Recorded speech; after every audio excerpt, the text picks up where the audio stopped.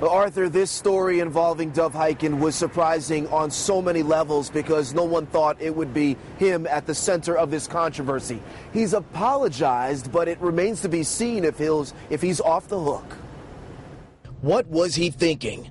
That's the prevailing question swirling among New York State Assemblyman Dov Hikind's colleagues after this photo appeared on his son's Facebook page this weekend. It shows the veteran politician dressed wearing an afro wig in blackface. Yes, blackface.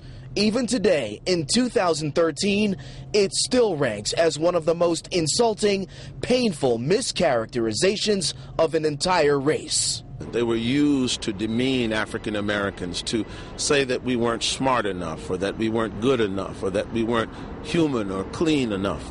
And so these are caricatures, horrible caricatures that were designed to rob us of our humanity, our dignity. Hikind is a pillar of Brooklyn's Orthodox Jewish community and persistent watchdog against anti-Semitism and intolerance in general. But if you can believe it, he initially defended his so-called costume, worn Sunday during a large party at his home for the Jewish holiday Purim. It was Purim.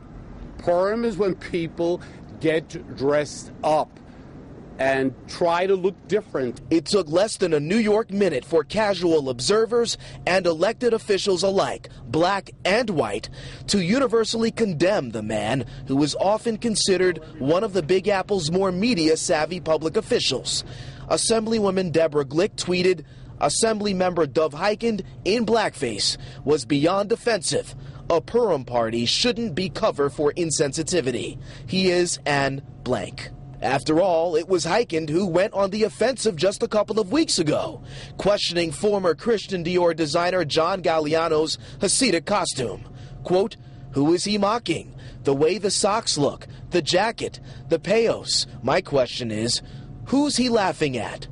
By Monday evening, Hikind changed his tune during a hastily arranged news conference in front of his Brooklyn home.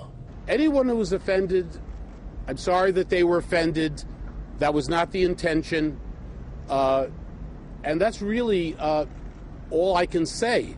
But Reverend Conrad Tillard of the Nazarene Congregational Church in Brooklyn says he needs more from Hikind, even after his apology. Was this episode all the more shocking because it was Dov Hikind, someone who many think should have known better?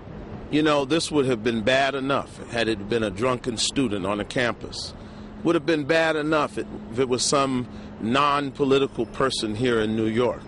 But an elected public servant, particularly one like Hikind, whose, again, his hallmark has been to point the fingers at others, it is inexcusable. Reverend Tillard says he would like Dov Hikind to come with him to Brownsville, Brooklyn, to Bed-Stuy, African-American neighborhoods in Brooklyn for an on-the-ground, in-your-face lesson in sensitivity. We asked Dov Hikind if he would like to clarify or add to his comments. He declined. We are live in downtown Brooklyn tonight. Jay Dow, Pix 11 News.